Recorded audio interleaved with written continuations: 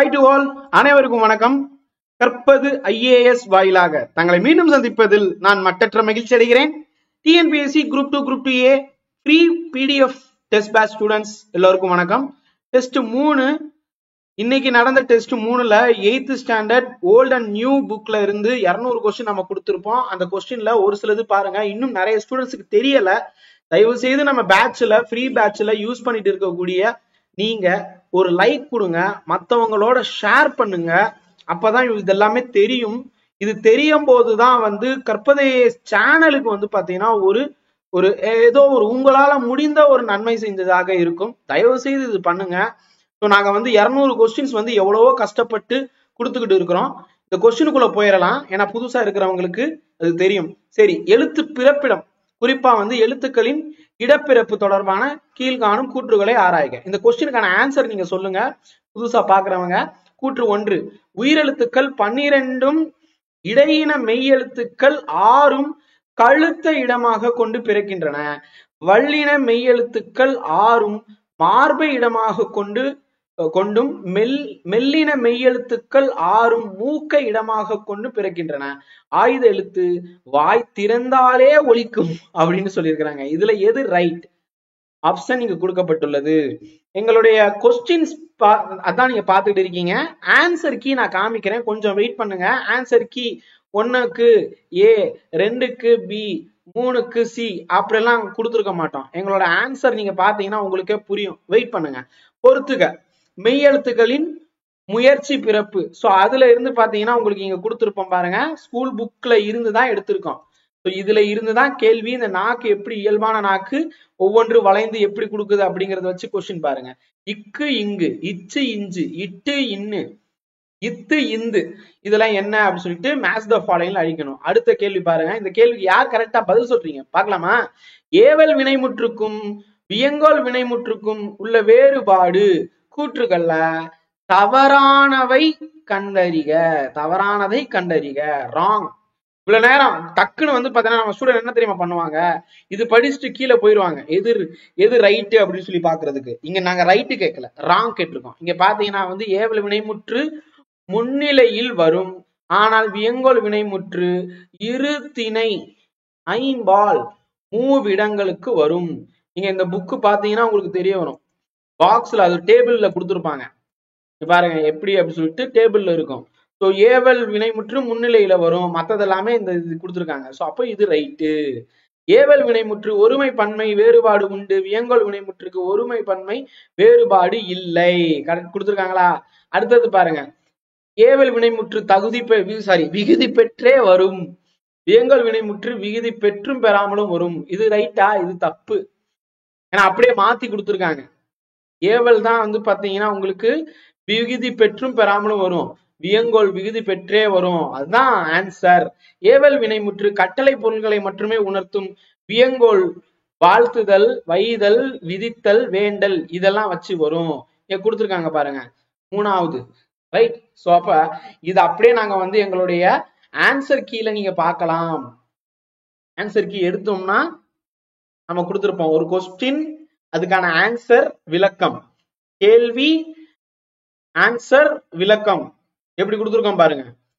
வினைமுற்று அப்படி கொடுத்துருக்கோமா? அந்த இதுல 3வது கேள்வி தான் நான் பாக்குறோம். ஆப்ஷன் இ ரைட்டா? சோ என்ன கொடுத்துருக்கோம், கூற்றில் மாற்றி தரப்பட்டுள்ளது அப்படி சொல்லியிருக்கோமா?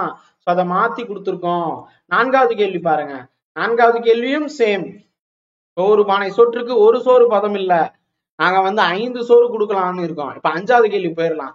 திருக்குறள் தொடர்பான கீழ்காணும் கூற்றுகள் யாவை? பாருங்க, கூற்று 1, 2, 3. நேராக இருந்தாலும் அம்பு கொடியதாகவும், வளைவுடன் இருப்பினும் யாழ் இனிமையை தருவது போல மக்களின் பண்புகளை செயல் வகையால் உணர்ந்து கொள்ள வேண்டும். சூப்பர்ல, திருக்குறள்ல இது சொல்லியிருக்காங்களா? அடுத்த கேள்வி பாருங்க. மனதை அடக்கும் வல்லமை இல்லாதவர் மேற்கொண்ட வலிய தவக்கோலம் புலியின் தோலை போற்றிக்கொண்டு பசு பயிரை மேய்ந்தது போன்றது அப்படின்னு சொல்றாங்க. சோ அப்ப இது இப்படி ஏதாவது உலகத்துல நடக்குமா? புலியோடைய தோலை போத்திக்கிட்டு பசு பயிரை மேய்ஞ்ச மாதிரி இருக்குமா? வாய்ப்பு இல்ல, இல்லாத பொருள். அப்ப இது எப்படி நம்ம வந்து ஆன்சர் உங்களுக்கு சொல்றது? ஆப்ஷன் ஏபிசிடி எது ரைட்டு? மூணுமே ரைட்டு தான்.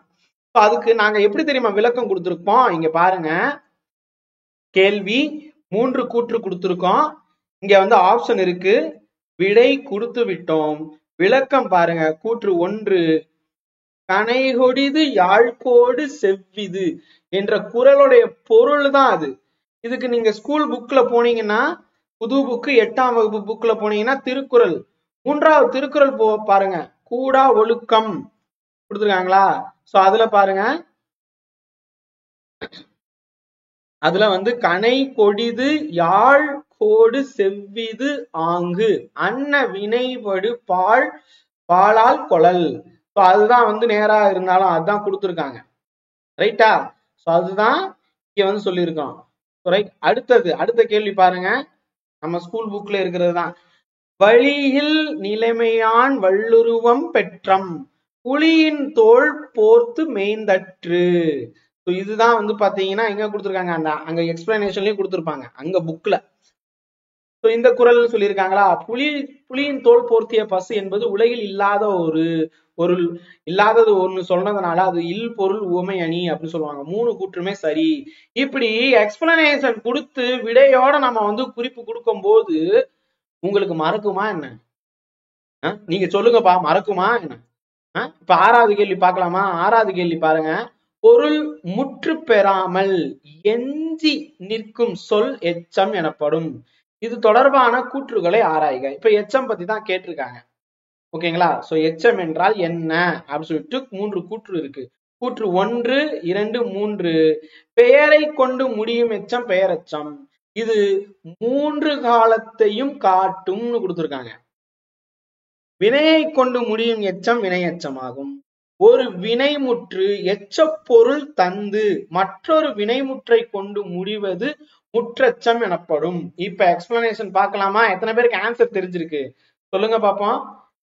ஏபிசிடி அனைத்தும் சரியா இல்ல என்ன வரும் சொல்லுங்க? அனைத்தும் சரிதான். அப்போ உங்களுக்கு கொஸ்டின் படிச்ச மாதிரி ஆயிடுச்சு, அந்த விஷயம் தெரிஞ்ச மாதிரி ஆயிடுச்சா? பெயரெச்சம், வினையெச்சம், முற்றெச்சம் ஆகிய அனைத்தும் வரையறைகளின்படி 3 கூற்றுகளும் சரியாகவே உள்ளன. அப்ப இது வந்து எக்ஸ்பிளனேஷன் கொடுத்ததுனால என்ன ஆகுது, இந்த 3யுமே நீங்க படிச்சிருவீங்க. இப்ப இந்த கொஸ்டின் அடிச்சா உங்களுக்கு தெரிய வந்துடும் பெயரை கொண்டு முடியும் எச்சம் என்ன அப்படின்னு சொல்லிட்டு. நம்ம ஸ்கூல் புக்ல போய் பாருங்க, இங்க இருக்கும் எச்சம், பெயரெச்சம், பெயரை கொண்டு முடிவது பெயரெச்சம். ஓகேங்களா? சோ படித்த என்னும் சொல் மாணவன், மாணவி, பள்ளி, புத்தகம், ஆண்டு போன்ற பெயர் சொற்களுள் ஒன்றை கொண்டு முடியும். அப்ப என்ன சொல்ல வர்றாங்க, இது 3 காலத்தையும் இங்க கொடுத்திருக்காங்களா, இவ்வாறு பெயரை கொண்டு முடியும் எச்சம் பெயரெச்சம் ஆகும். முக்காலத்துக்கும் வரும். அதுக்குதான் இங்க வந்து பாருங்க, பாடிய பாடல், பாடுகின்ற பாடும்.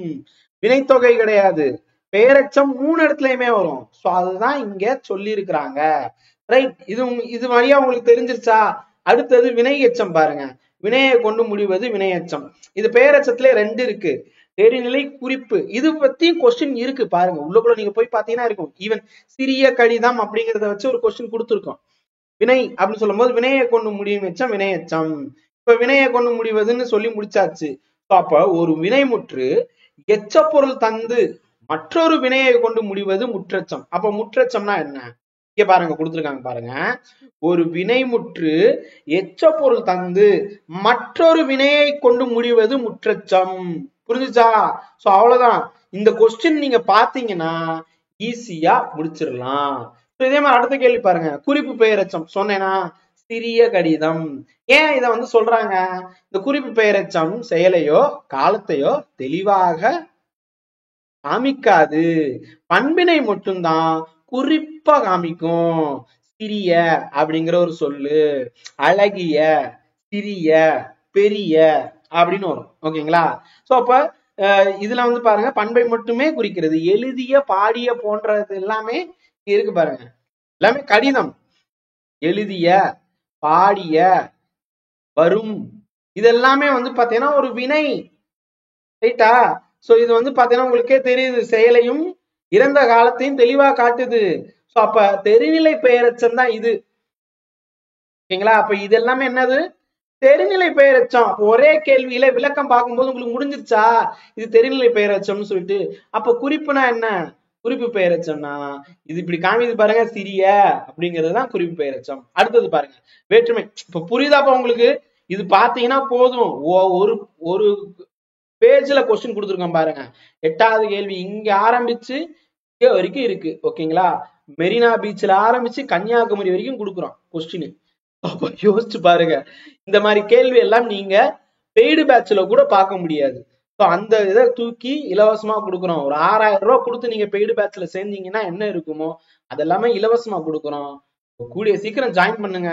பார்க்கக்கூடிய மாணவர்கள், பார்க்க இஷ்டப்பட்டு இருக்கக்கூடிய மாணவர்கள் கிட்ட போய் ஷேர் பண்ணுங்க. ஏற்கனவே பார்த்து ஜாயின் பண்ணிருப்பீங்களா? உங்களுக்கு பிடிச்சிருந்துச்சுன்னா மற்றவங்களோட உங்க ஃப்ரெண்ட்ஸோட ஜாயின் பண்ணுங்க. கற்பது ஐஏஎஸ் அகாடமிக்கு ஆதரவு கொடுங்க. எங்களுடைய யூடியூப் சேனலுக்கு லைக் பண்ணுங்க, சப்ஸ்கிரைப் பண்ணுங்க, பக்கத்துல இருக்கக்கூடிய பெல் ஐக்கானை கிளிக் பண்ணி ஆல் அப்படின்னு போங்க. Thank you so much. வேற எதுவும் டவுட் இருந்துச்சுன்னா எங்களுடைய வாட்ஸ்அப் எண்கள்லையும், வாட்ஸ்அப் நம்பர் எல்லாமே நான் கொடுத்துருக்கேன்ப்பா, எல்லா இடத்துலயுமே இருக்கும் வாட்ஸ்அப் நம்பர். ஸோ இதுல வந்து உங்களுக்கு ஏதாவது டவுட் இருக்குன்னா நீங்க கேளுங்க. ஓகேங்களா? டெலிகிராம்ல ஜாயின் பண்ணுங்க, உங்களுக்கு இந்த பிடிஎஃப் எல்லாமே கிடைக்கும். ரைட்? எங்களுடைய டெலிகிராம்ல தான் இந்த பிடிஎஃப் இருக்கும். நீங்க பாட்டுக்கு வாட்ஸ்அப்ல வந்து பிடிஎஃப் ஷேர் பண்ணுங்கன்னு கேட்காதீங்க. எங்களுக்கு வாட்ஸ்அப்ல பிடிஎஃப் ஷேர் பண்றது இல்லை, டெலிகிராம் மட்டுமே. இணைந்து கொள்ளுங்கள், உடனடியாக நிச்சயம் வெற்றி பெறுவீர்கள், அதுவும் உடனடியாக. தேங்க்யூ. ஜெய் ஹிந்த்.